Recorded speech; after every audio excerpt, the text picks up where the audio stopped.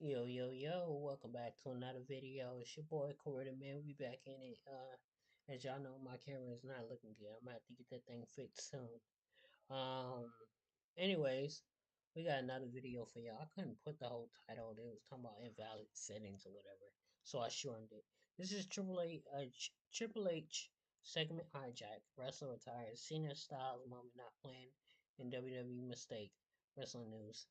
I wasn't able to watch Crown Jewel. I looked at some of the clips online, but I didn't watch the show because I didn't have my Netflix membership at the time. I just got it back today, so I want to hear all about it. Like, let's get right into it. Here we go. It is WrestleMania here, back with some more news. Join us now as we look at the wildest news stories and rumors you need to know, including the Hardys leaving TNA, numerous contracts expiring in TNA, fans hijack Triple H's appearance at Crown Jewel, did WWE alter the audio at Crown Jewel, the backstage reaction to WWE's Match of the Year, what was CM Punk doing at Crown Jewel, a wrestler confirms retirement, more cuts planned, and much more. Be sure to subscribe and hit that notification bell for daily wrestling videos and follow us on Facebook for exclusive lists. Now let's hit the intro and get straight into our first story.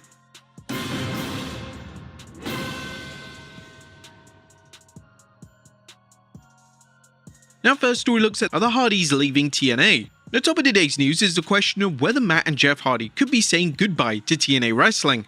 The Hardys, who've been competing since the 90s, haven't slowed down and are currently holding NXT, TNA, and House of Glory Tag Team Championships. The Hardys are even facing longtime rivals, the Dudleys, at TNA's Bound for Glory in one last match ever, a reminder of nostalgia's powerful role in wrestling, even though all four wrestlers are a combined age of about 206. However, their run in TNA may be winding down, as Fightful Select is reporting that their contracts could be expiring. The Fightful report noted that the Hardys signed with TNA in November 2024, and it's unclear whether they've signed a new deal. Matt and Jeff Hardy are still incredibly popular, and their recent work has introduced them to a new generation of fans. They've also reportedly impressed management with their work ethic, including their willingness to participate in meet and greets with fans at shows. It also helps that Jeff is now completely clean from drugs and alcohol. Now it remains to be seen whether the Hardys will continue their work in TNA or NXT or jump back to the WWE's main roster. While WWE fans would undoubtedly be seeing the Hardys back, it's unknown how much of a push they would receive. Although they're likely to get an initial push, fans might not be thrilled to see them brought back just to be put over new acts. Whatever the case, the Hardys' WWE Hall of Fame induction seems imminent, with the team possibly joining the WWE's 2026 class, and if not, it's gotta be 2027. Where would you guys like to see the Hardys? Should they stay put in TNA or jump back to WWE for one final ever run? Let us know in the comments down below. Next up, 12 TNA contracts expiring. Now the Hardy Boys aren't the only act whose TNA contracts are expiring. According to Fightful Select, at least 12 contracts will be expiring soon, with the inspiration of Cassie Lee and Jessica McKay and Cedric Alexander's names coming up. It'll be interesting to see who TNA decides to keep, and even more interesting to see if WWE picks up any talent TNA releases. Next up, some behind-the-scenes news from Crown Jewel. Crown Jewel has entered the history books, but there's plenty of behind-the-scenes news on WWE's Perth PLE. First, the Aussie fans hijacked the post-show. Now, the wrestling adage that anything can happen in the WWE was definitely in full effect after yesterday's Crown Jewel, as Ringside News reports that fans hijacked a post-show promo from Triple H. During his on-camera remarks, the crowd broke out chanting for Edge and even sang his entrance theme, Metalingus, while Triple H continued talking. Despite the interruption, he never addressed the chants or even reacted. That wasn't the only message fans had for WWE. The chants escalated throughout the segment and included "We want Edge," "MJF," "F off Saudi," and "We want Mania." Wrestling fans are some of the most vocal fans in any entertainment medium, and it sounds like many are still seething over WWE's decision to run WrestleMania in Saudi Arabia in 2027. As Ringside News noted, Edge's AEW deal is believed to run into 2026, so there's little chance of the Rated R superstar appearing in WWE for now. Pretty sure on that next post-show press conference, they're gonna have it indoors rather than outside with the crowd. Next up, ESPN's less than glowing review of Crown Jewel. Crown Jewel wasn't perfect, but it was well received by many fans, especially after that shit show of WrestlePalooza. However, ESPN's resident WWE critic, Andreas Hale, wasn't blown away by the show and only gave it a rating of B, and contrast this with the C grade ESPN gave WrestlePalooza.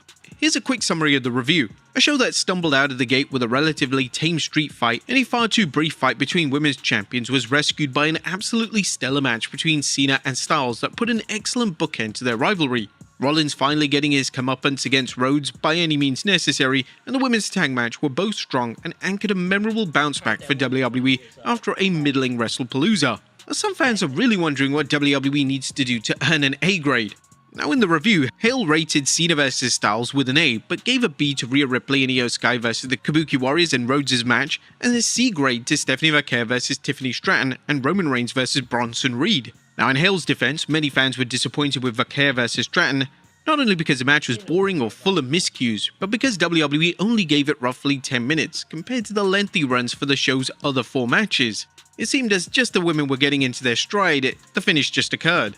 What do you guys think? Did Crown Jewel really deserve a B grade? Is that fair enough, considering that WrestlePalooza got a C? I mean, the B grade wouldn't have been so bad if WrestlePalooza was given a D or an E. Do you think ESPN management involved with its deal to stream WWE PLEs are unhappy with the quality of the first 2 shows, or is this just one critic sharing his opinion? Next up, what was the backstage reaction to WWE's quote-unquote match of the year?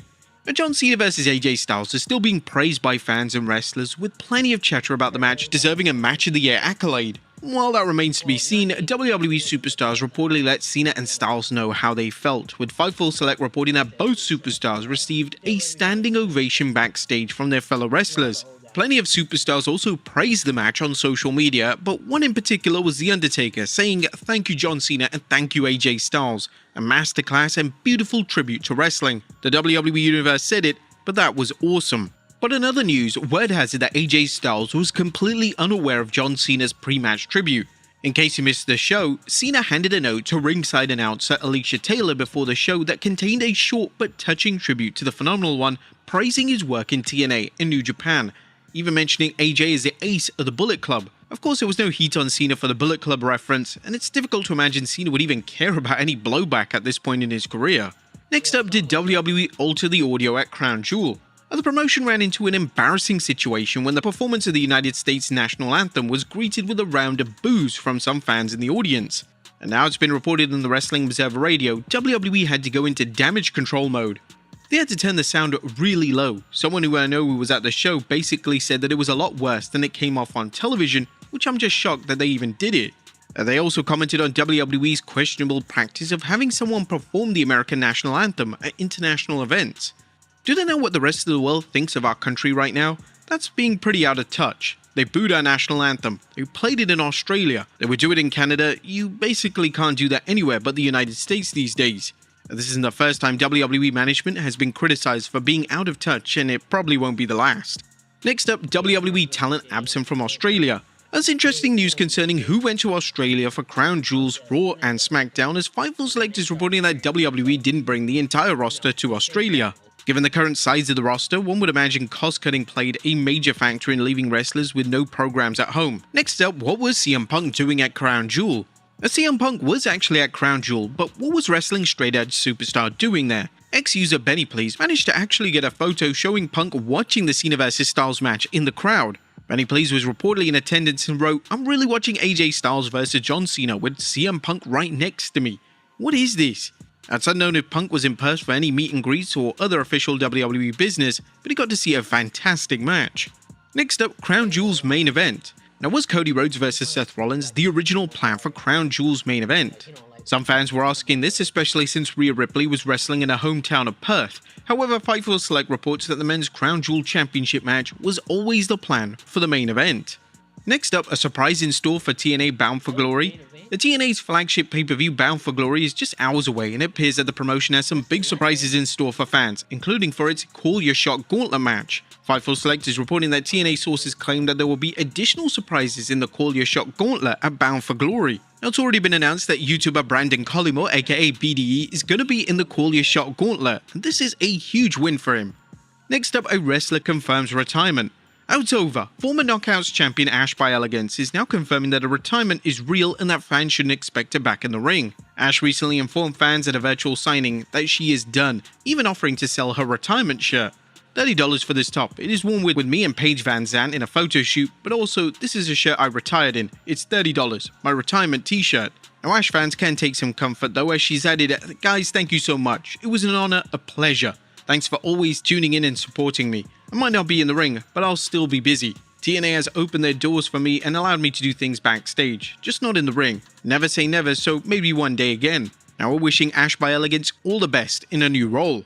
Next up, more cuts planned in WWE. Should fans and more importantly wrestlers expect any more WWE cuts following the ones made earlier this week? There were 12 releases, including the WWE deciding not to renew contracts or talent not agreeing on new deals of developmental wrestlers, including NXT superstars, wrestlers in Evolve, and wrestlers in the WWE ID program.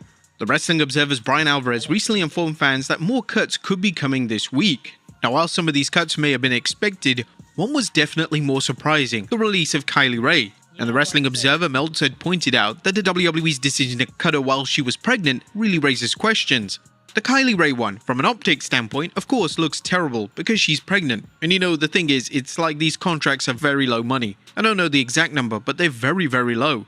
He continued on saying, "Because the cost is so low, I just felt like you can let her give birth. Give her a couple of months. Don't cut a woman when she's pregnant." I just think that, you know, when you're a billion-dollar company and you're paying next to nothing, it's just kind of like bad. It was about optics that aren't worth it. Now, as Brian Alvarez mentioned in The Observer, the WWE cuts were not budget related. The reason behind them was that some wrestlers just weren't cutting it on the roster. And finally, Santos Escobar plans nixed. And last but not least, did Santos Escobar's new WWE deal nix his previous plans to appear at New York's Comic-Con? Fightful Select reports that Santos was rumored to appear at this year's entertainment extravaganza, at least until he decided to renew his WWE deal. While he may not be there, several WWE superstars are booked for the event. But there you have it, folks, the wildest news stories and rumors you need to know. Be sure to leave your comments down below, and I'll see you next time with some more. I was just asking. Anyways,